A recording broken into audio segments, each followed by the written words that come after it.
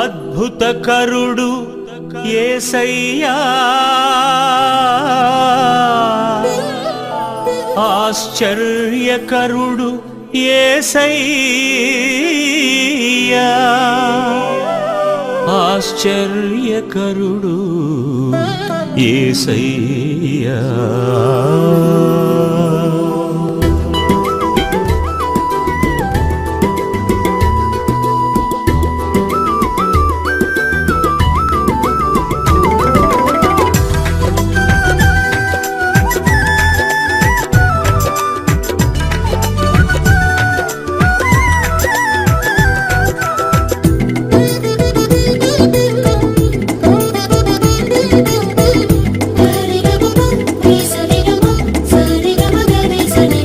యేసయ్యని మాటలు నిత్య జీవ పూటలు, యేసయ్యని మాటలు నిత్య జీవ పూటలు. వినుట వలన విశ్వాసం నిరీక్షింపజేయును, వినుట వలన విశ్వాసం నిరీక్షింపజేయును. నిరాశలో నిట్టూర్పులో ఓదార్పునిచ్చును, హృదయాలను హత్తుకొని నిమ్మడింపజేయును. ఆ అద్భుతకరుడు యేసయ్యా, ఓ ఓ ఆశ్చర్యకరుడు యేసయ్యా, అద్భుతకరుడు యేసయ్యా, ఓ ఓ ఆశ్చర్యకరుడు యేసయ్యా. యేసయ్యని మాటలు నిత్య జీవ పూటలు.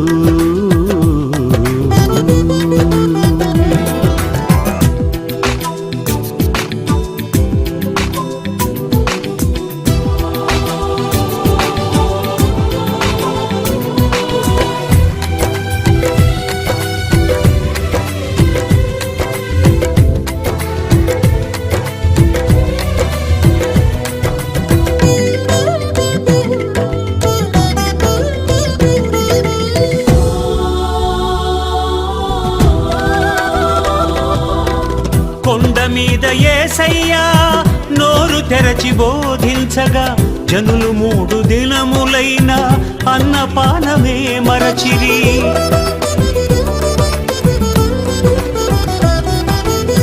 కొండ మీద యేసయ్యా నోరు తెరచి బోధించగా, జనులు 3 దినములైన అన్నపానమే మరచిరి.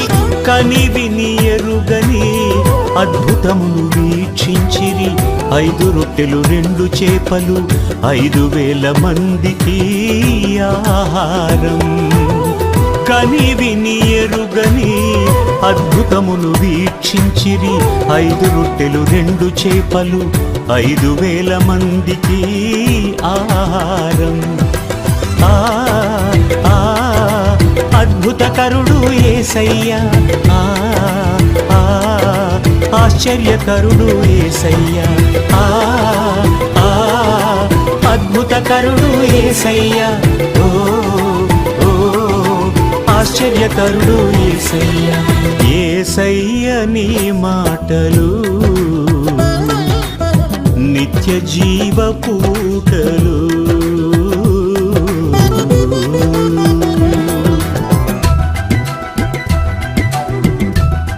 క్రీస్తునందు ప్రియమైన ప్రార్థనా టీవీ ప్రేక్షకులందరికీ ప్రభువును మన రక్షకుడైన యేసుక్రీస్తు వారి ఘనమైన ప్రశస్తమైన నామములో మీ అందరికీ శుభవందనాలు తెలియజేస్తున్నాను. రండి వాక్యము లోతునకు బయలుదేరదాం. బాగున్నారా? చాలా సంతోషం. రండి దేవుని ప్రజలారా, రండి మనము దేవుని వాక్యముతో మనము ఐక్యమవుదాం. ఆ వాక్యమే మనల్ని బతికిస్తుంది. మనకి ఎన్ని బాధలున్నా ఆ బాధలలో మనకి మరి మనల్ని కాపాడేది కానీ నెమ్మదినిచ్చేది కానీ వాక్యమే. కనుక దేవుని వాక్యమే మనం బలపరుస్తుంది. కనుక ప్రియ దేవుని బిడ్డలారా, మిమ్మల్ని ప్రేమతో ఆహ్వానిస్తున్నాను. రండి వాక్యపు లోతునకు బయలుదేరదాం. ఓకేనా? చాలా సంతోషం. ఇక వాక్యపు లోతునకు వెళ్తున్నాను. చూడండి, మనకు తెలిసిన వాక్యాలే మనము దేవుడు పరిశుద్ధాత్మ దేవుడు నడిపించు రీతిగా మనము ప్రార్థన పూర్వకంగా ఉందాం. మన హృదయాలను సిద్ధం చేద్దాం. మరి వినగల చెవి, గ్రహించగల హృదయం మనందరికీ దేవుడు దయచేయనుగాక. ఓకే, ఇక బయలుదేరదాం. పరిశుద్ధ గ్రంథములో నుంచి ఆదికాండము 3వ అధ్యాయము 1వ వాక్యము నుంచి బయలుదేరదాం. దేవుడైన యెహోవా చేసిన సమస్త భూజంతువులలో సర్పము యుక్తిగలదై ఉండెను. అది ఆ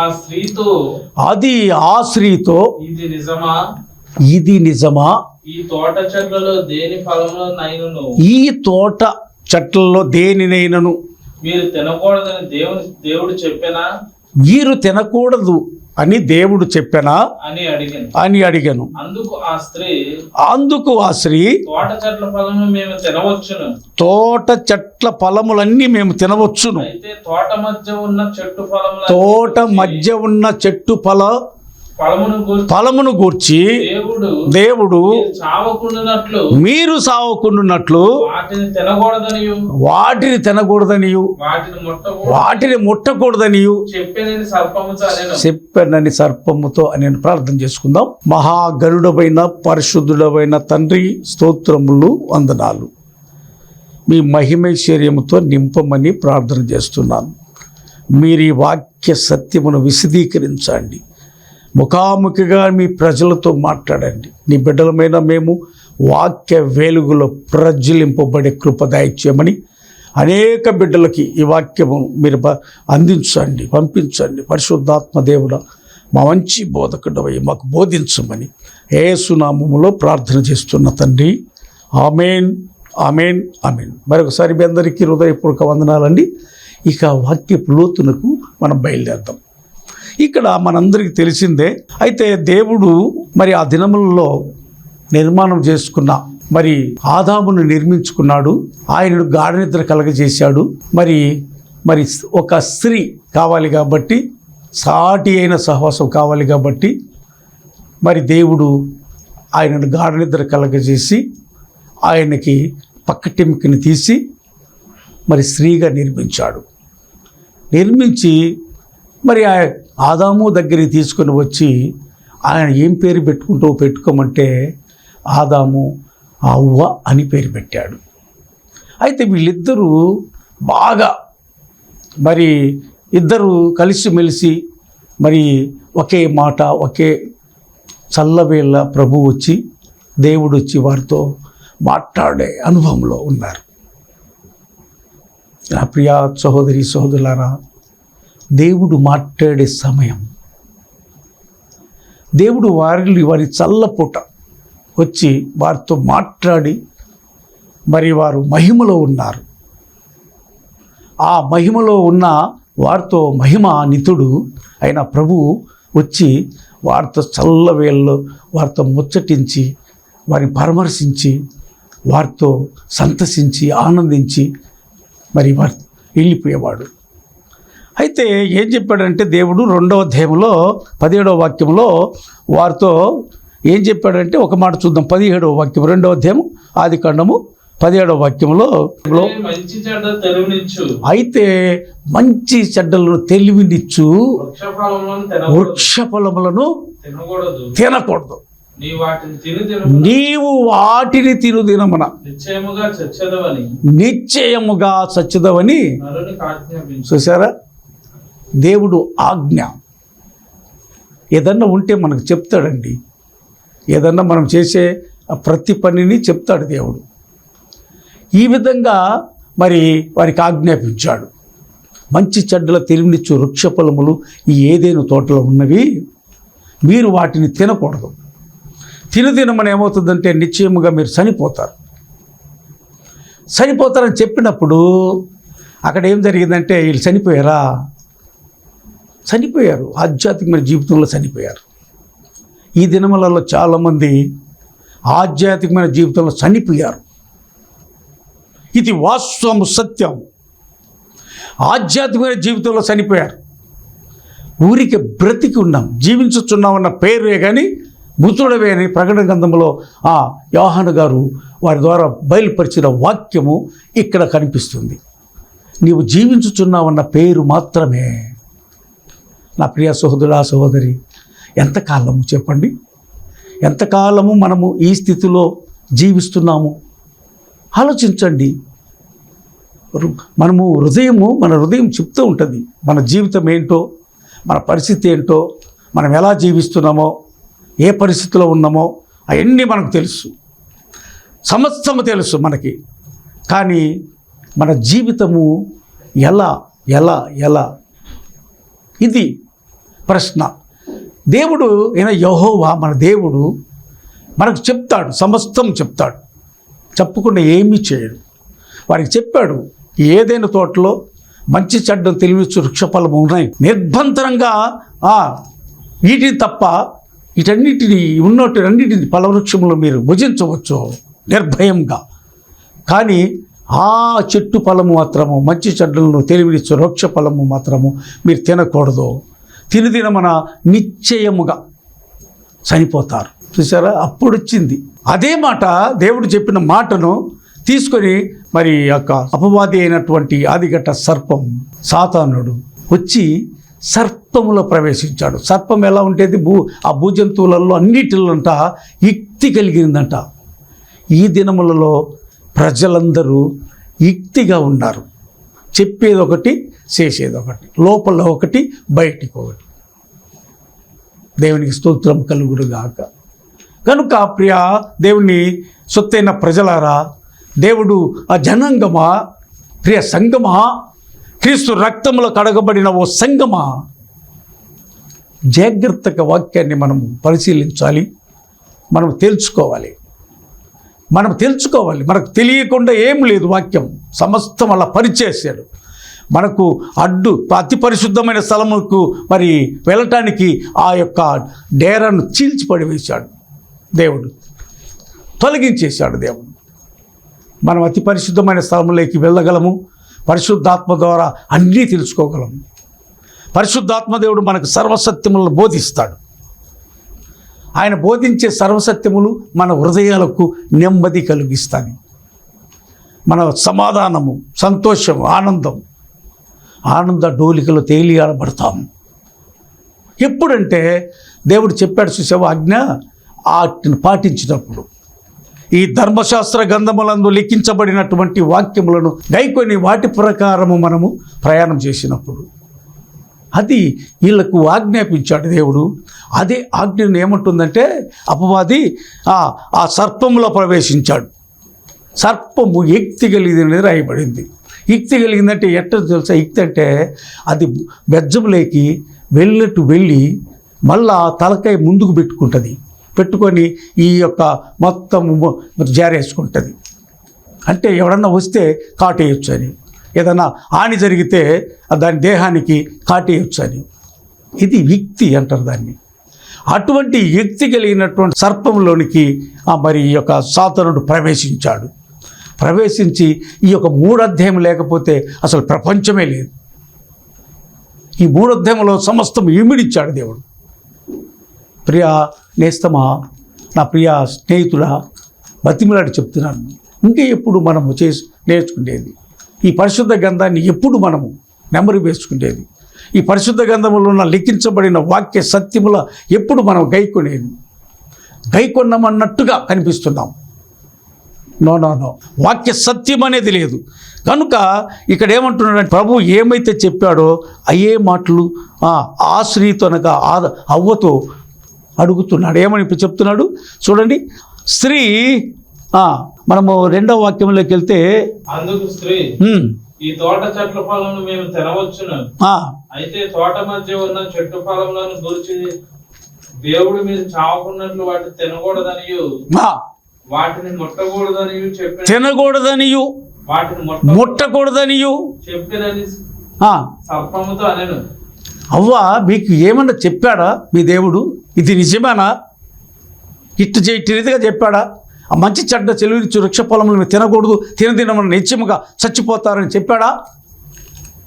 ఇది నిజమా? చాలామంది దినాల్లో ఇది నిజమా అడుగుతున్నారు. అపవాది సంబంధించిన వాళ్ళంతా ఇది నిజమేనా? ఆశ్చర్యం వేస్తుంది. చాలామంది ప్రియ దేవుని బిడ్డలారా, గమనించండి, వాక్యం గ్రహించండి. వాస్తవంగా ఇటువంటి అపవాది పిల్లలు ఇది నిజమా అంటున్నారు. యుక్తిగా సర్పం యుక్తి కలిగిన దాంట్లో ప్రవేశించి అపవాది ఇది నిజమా, అవ్వా ఇది నిజమా, ఆ స్త్రీ అంటే అవ్వ అక్కడ వచ్చింది అన్నమాట చిక్కు. అక్కడ చిక్కు వచ్చి అవ్వ ఏం చెప్తుంది, ఈ తోట చెట్ల ఫలములన్నీ మేము తినవచ్చు కానీ తోట మధ్యలో ఉన్న చెట్టు ఫలములు మనం తినకూడదని చెప్పాడు, వాటిని ముట్టకూడదని చెప్పాడు అని చెప్తుంది. అప్పుడు యుక్తిగా ఈ అపవాది ఏం చెప్తున్నాడంటే, ఆ ఫలములు మీరు తింటే ఏనగా ఆ ఫలములు మీరు తింటే దేవతల వల్లే ఉంటారు. ఇట్టి రీతిగా చెప్తున్నారు చాలామంది. దేవుని కలిగి జీవించమంటే ఇట్టి రీతి మాటలు చెప్పి ప్రజలను మప్పి పెడుతున్నారు, ప్రజలను మోసపరుస్తున్నారు. ఓ ప్రజలారా, దేవుని సొత్తైన నిబంధన జనులారా, క్రీస్తు రక్తముల కడగబడిన సంగమా, మేల్కో. పరిశుద్ధాత్మ దేవుడు మీతో బోధించే సర్వసత్యములు ఏమిటంటే ఇది నిజమా అని అడుగుతుంది అపవాది. అవ్వ చెప్తుంది, వాస్తవం చెప్పింది, ఈ తోట మధ్యలో ఉన్న వృక్ష ఫలం మేము తినకూడదు అని చెప్పాడు, తినదినమున నిశ్చయముగా చచ్చిపోతారని చెప్పాడు. అట్ట చెప్పాడా? నో అంటున్నాడు సాతానుడు. మీరు సావనే సావరు, మీరు దేవతల వలె ఉంటారు. చూసారా, దేవతల వలె ఉంటారు. ఇప్పుడు వాళ్ళు ఎట్టున్నారు? వాళ్ళిద్దరు మహిమలో ఉన్నారు. మహిమ స్వరూపుడైన దేవుడు, తేజోమయుడు, ఆయన వచ్చి సల్లవేల్లో వారితో ముచ్చటించువాడు, వారితో పలకరించుకొని ఒకరికొకరు సంపాదించుకొని ఆ యొక్క సంభాషణలో మరి వాక్య సత్యములను వాళ్ళకు బోధించి వెళ్ళేవాడు. అంత క్వాలిఫికేషన్, అంత గొప్పతనం, ప్రభుత్వ ముఖాముఖిగా మహిమలో ఉన్నారు వాళ్ళు. ఇంకా దేవదూతలేంటి, దేవతల వల్లేంటి? అక్కడ మోసపరచడం. ఈ మోసమైన మాటలతో నీ పక్కన సహోదరుని కానీ మోసపరచకూడదు, జాగ్రత్తగా ఉండాలి. మోసపరుస్తుంటే నువ్వు ఇది గుర్తు తెచ్చుకోవాలి. అపవాది ఆదికాండము 3వ అధ్యాయంలో ఆ అవ్వను మోసపరిచింది కదా అనుకోవాలి. అవ్వ ఆదామును కూడా దాంట్లోకి దించేసింది కదా అనుకోవాలి. ఇది అసలు సిస్సలైన విషయం. నా ప్రియ సహోదరి సహోదరులారా, గమనించినట్లయితే ఇప్పుడు మీరు సావనే సావరు, ఆ పండు తింటే మేము చచ్చిపోతామని చెప్పాడు మా దేవుడు. నో, మీరు సావనే సావరు, మీరు దేవతల వల్లే ఉంటారు. ఇది ఇప్పుడు జరుగుతున్నది ఈ లోకంలో. దేవుడు ఒకటి చెప్తే దాన్ని భిన్నంగా చెప్తున్నది సాతానుడు. నువ్వు భిన్నంగా చెప్పేటట్టుగా ఉన్నావా? దేవుని మాటలు గైకొనేటట్టుగా చెప్తున్నావా? దేవుని ఆజ్ఞను పాటించేటట్టుగా ఉన్నావా? లేకపోతే సాతానుడు చెప్పే పరిస్థితులలో విలీనమైపోయి ఉన్నావా? దేదో తేల్చుకోవాలా నువ్వే. నేను తేల్చుకోవాల్సినది ఏంటంటే పరిశుద్ధ గ్రంథం మన ఎదురుకట్ల ఉంది, వాక్యము మనతో మాట్లాడుతుంది. వాక్యము మాట్లాడేటప్పుడు మనం నేర్చుకోవాల్సినది ఏంటంటే నేను ఏ స్థితిలో ఉన్నాను, ఏ పరిస్థితిలో ఉన్నాను, ఇది మనము గమనించుకోవాలి, ఇది మనం గ్రహించాలి. అంటే అప్పుడు అందుకు సర్పము మీరు సావనే సావరు. 4వ వాక్యం చదువుకుందాం. సర్పము మీరు చావనే చావరు, చావనే సావరు, ఏలయనగా మీరు వాటిని తినుదినమున మీ కన్నులు తెరవబడిననియో మంచి చెడ్డలను ఎరిగిన వారై దేవతల వలె ఉందురని దేవునికి తెలియనని ఎక్కడ ఇరికిస్తున్నాడో చూడండి. మీరు ఇలాగ మధ్యలో ఉన్న మంచి చెడ్డలు తెలివినిచ్చు వృక్ష ఫలములు మీరు తిన్నారంటే దేవతల వలె ఉంటారు అని విషయము మీ దేవునికే తెలుసు. చూసారా ఎంత మోసపూరితమైన, దేవునికి తెలియక చెప్పాడా? మీరు తినకూడదు, తినదినమున నిశ్చయముగా చచ్చిపోతారని దేవుడికి తెలియకుండానే చెప్పాడా? ఇది కూడా తెలుసా దేవునికి? దేవతలలో ఉంటారని కూడా తెలుసా దేవునికి? ఇలాంటి వాళ్ళు సమాజ సంఘాలలో ఉన్నారు. సాతానుకు సంబంధించిన వాళ్ళు ఎక్కువైపోయారు. దేవుని మహిమైశ్వర్యాన్ని బయలుపడకుండా అడ్డుకుంటున్నారు. ప్రియ నేస్తమా, నా ప్రియ సహోదరి సోదరులారా, 7వ వాక్యానికి వెళ్తే అప్పుడు వారిద్దరూ కన్నులు తెరవబడిన ఎప్పుడు? ఆ ఫలం తిన్నప్పుడు. స్త్రీ ఆహారములకు మంచిదియు కన్నులకు అందమైనదియు ఎట్టుందట? వివేకమిచ్చు ఆ స్త్రీకి తీసుకుపోయి ఆ చెట్టును చూపించి ఆ ఫలమును చూపించినప్పుడు ఆ స్త్రీకంట ఆ ఆహారానికంట ఏంటంటే ఆహారానికి అబ్బో ఆహారములకు మంచిది ఆహారానికి మంచిదియు కన్నులకు అందమైనదియు వివేకమిచ్చు రమ్యమైనదియు ఉండుట చూచినప్పుడు చూసా ఏమేమి కనపడింది దాంట్లో? ఆహారము కనపడింది. రమ్యమంట. పాపము చాలా రమ్యము. పాపము చాలా రమ్యంగా ఉంటుంది. ఎవ్వరు కనిపించరు. ఇక తల్లిదండ్రులు కనిపించరు, కుటుంబం కనిపించదు, భర్త భార్యకు కనిపించదు, భార్య భర్తకు కనపడడు. రమ్యము రమ్యము రమ్యము. నా ప్రియ సహోదరి సహోదరులారా, పాపం అనేది రమ్యము కన్నులకి చాలా అందంగా కనిపిస్తుంది. కనుక మనం చూసినట్లయితే పాపము, ఆ రమ్యమైన పాపము ఇక్కడే బయలుపడుతుంది. ఇక్కడే అప్పుడు మరి ఆ సర్పము యొక్క మాటలు, ఆ సాతాను యొక్క మాటలు విని అవ్వ ఎప్పుడైతే మరి ఆ ఫలములు తిని ఆదాముకు తీసుకొచ్చి పెట్టిందో కోల్పోయారు మహిమను.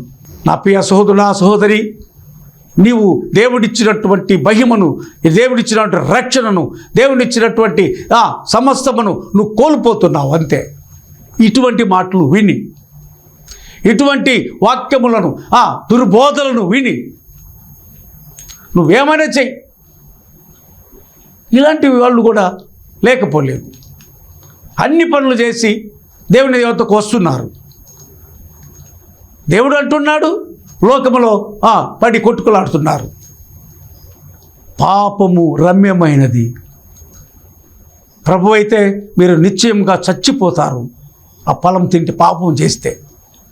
పాపం వలన మరణం సంభవిస్తుంది అని చెప్పాడు ప్రభు.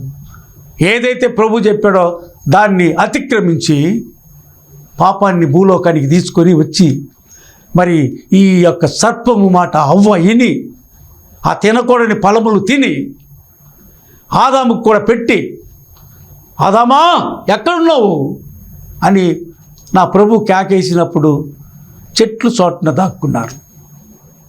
అంజూరపు ఆ యొక్క ఆకులను కచ్చటములుగా చేసుకొని కట్టుకున్నారు.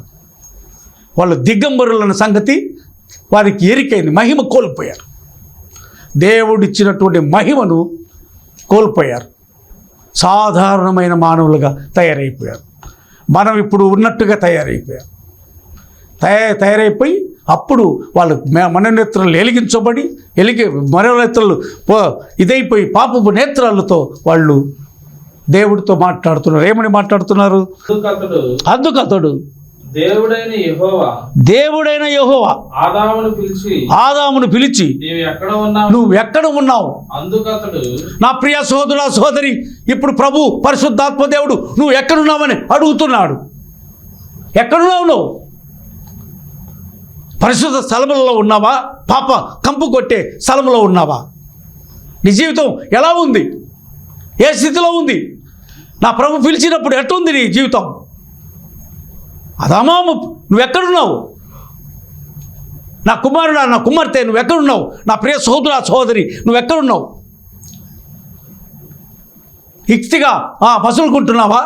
పాప బంకెలో మగ్గిపోతూ పాపాన్ని జుర్రుకుంటూ ఆ పాప నీడలో నుంచి బయటికి రాలేక కొట్టుబిట్టాడుతున్నావా? నా ప్రియ సహోదరి, నా ప్రియ సహోదరుడా, పరిశుద్ధాత్మదేవుడు నిన్ను బతిమలాడి ఈ వాక్య స్పిరిట్ని పెద్దలింపజేస్తున్నాడు. నువ్వు ఏ స్థితిలో ఉన్నావు? బతిమలాడుతున్నాడు. ఆయన దినమేళ చేతులు చాపి నీ కొరకు బతిమలాడుతున్నాడు. నువ్వు ఏ స్థితిలో ఉన్నావు? పరిశుద్ధ స్థలంలో ఉంటున్నావా? పాప పంకిలమైన దుస్థితిలో ఉన్నావా? అది అడుగుతున్నాడు ప్రభు పరిశుద్ధాత్మదేవుడు. ఆదాము నువ్వు ఎక్కడున్నావు? నాకు ప్రియకుమారుడా, ఆదాము నిన్నెట్ట నిర్మించుకున్నానయ్యా నా స్వహస్తములతో? నా జీవాత్మ నీకు ఎట్లా పోశానయ్యా? నా స్వహస్తములతో మట్టిని మెత్తగా పిసికి నిన్ను మా బొమ్మగా చేసి నా స్వరూపంలో నిర్మించుకున్నాను స్వహస్తములతో. ఎక్కడున్నావు నువ్వు ఇప్పుడు? నీకు చెప్పిన ఆజ్ఞని ఏం చేశావు నువ్వు అడుగుతుంటే, ఇదిగో ఈ స్త్రీ ఉందే నువ్వు ఇచ్చావు. ఏమంటున్నాడు? ఈ స్త్రీ అంట ఆమె ఆయనను మోసపరిచిందంట. జాగ్రత్త అండి, చాలా వాక్య స్పిరిట్ చాలా మనం అర్థం చేసుకుంటే ఒక్క వాక్యం చాలు బ్రతికించడానికి మనల్ని. కనుక ప్రియ దేవుని పిల్లారా, పరిశుద్ధాత్మ దేవుడు మనతో మాట్లాడితే మనకు కొన్ని విషయాలు, లోతైన సత్యములు ప్రభువు మాట్లాడతాడు. మెల్లని స్వరం, నరపుత్రుడా తిన్నగా నిల్చోమంటాడు. కనుక ఇక్కడ ఏమంటున్నాడంటే, ఆదాము ఏం చెప్తున్నాడంటే, అందుకు ఆదాము నాతో నేను తోటలో నీ స్వరం వినినప్పుడు దిగంబరిగా ఉంటుంది కనుక భయపడి దాగుకుంటే, భయము ఎప్పుడొచ్చింది? పాపము ఎప్పుడైతే ప్రవేశించిందో భయము సంక్రమించింది. నువ్వు భయపడుతున్నావంటే పాపము నీలో ఉన్నది అని గుర్తెరగాల. నువ్వే భయము ఎప్పుడైతే నీకు వచ్చిందో పాపము సంక్రమించిందని నువ్వు తెలుసుకోవాలా. పాపము ద్వారా మరణం వస్తుందని కూడా తెలుసుకోవాలి. ఇది విషయం, ఇది అసలు శిష్టమైన విషయం అందుకు ఆదాము మళ్ళా ఇది నేను చెప్పిన ఆజ్ఞను అతిక్రమించితివా ఏంటని అడుగుతాడు ప్రభు. అందుకు ఈ స్త్రీ నన్ను ఇలా చేసింది అంటాడు. మనం కూడా ఒక్కోసారి వేరే వాళ్ళ మీద నెపాలు మోపుతూ ఉంటాం. అదిగో ఆయన వలన, ఇది గీన వలన, ఇది ఈమె వలన ఆయన. నో తప్పు. నీకు మంచి జ్ఞానం దేవుడిచ్చాడు, జ్ఞానమైన దేవుడు. కనుక ఇప్పుడు ఈ 12వ వాక్యం మనం చదువుకుంటే, అందుకు ఆదాము నాతో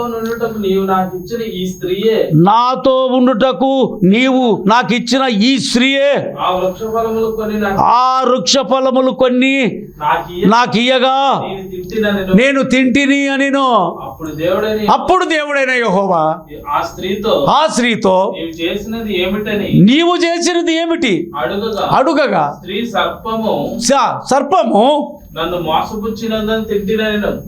అది మోసపుచ్చినందున నిన్ను ఎవరు ఎంతమంది మోసపిస్తున్నారో సిస్టర్ గమనించో. నా ప్రియ సోదరుడా, నిన్ను ఎంతమంది మోసపుస్తున్నారో గమనించుకో.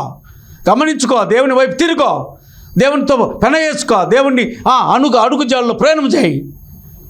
నువ్వు బొంకటాలు, వాళ్ళ మీద వీళ్ళ మీద నెపాలేయటము కుదరదిక. ఈ అంచె దినాలలో ప్రభు మాట్లాడే ప్రతి మాట ప్రభువు మాట. ఇది ఆజ్ఞను అతిక్రమించకూడదు. దేవుడు మాటలను మనం జవదాటకూడదు. మహిమలో ఉన్న ఆదాములు తోచివేయబడ్డారు. ఏదైనా తోటలో నుంచి త్రోచివేయబడ్డారు. నువ్వు కూడా దేవుడి చేతిలో నుంచి జారిపోవాక, తోచివేసుకునే స్థితి తెచ్చుకోవాక.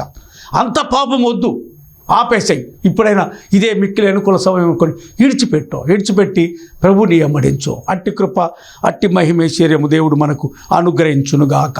ప్రార్థన చేసుకుందాం. తల వంచండి, కళ్ళు మేలు. మహాగణుడా, పరిశుద్ధుడా, స్తోత్రములు నాయన. పరిశుద్ధాత్మ దేవుడే, ఎన్ని మాకు తెలిసిన వాక్యాలే, వాటిల్లో కొత్త విషయాలు మాకు ప్రబోధించినందుకు కృతజ్ఞతలు. ఇన్న బిడ్డలందరి హృదయాలు తెప్పలు చేయండి, వారిని దీవించండి, ఆశీర్వదించండి. పాప పంకిలము లేకుండా ఆయన పరిశుద్ధత కలిగి జీవించే భాగ్యం దయచేయండి. నీవు పరిశుద్ధుడు ప్రభువా, మేము పరిశుద్ధులం. నీ ఆజ్ఞలు గైకొని ప్రయాణం చేసి భాగ్యం దయచేయండి. సర్పము యుక్తిగా మోసం చేస్తుంది. ఆ యుక్తిగల మాటలను ఎవరు లక్ష్య పెట్టకుండా నీ వైపు చూడటానికి కృప దయచేయండి.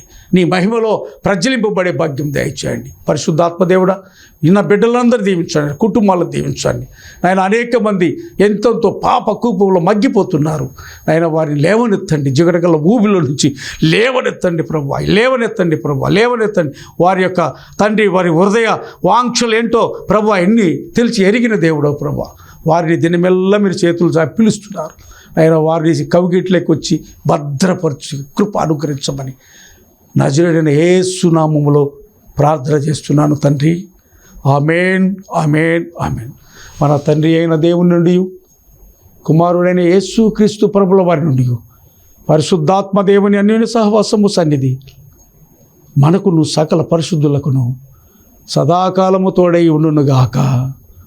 Amen, amen, amen. God bless you అండి.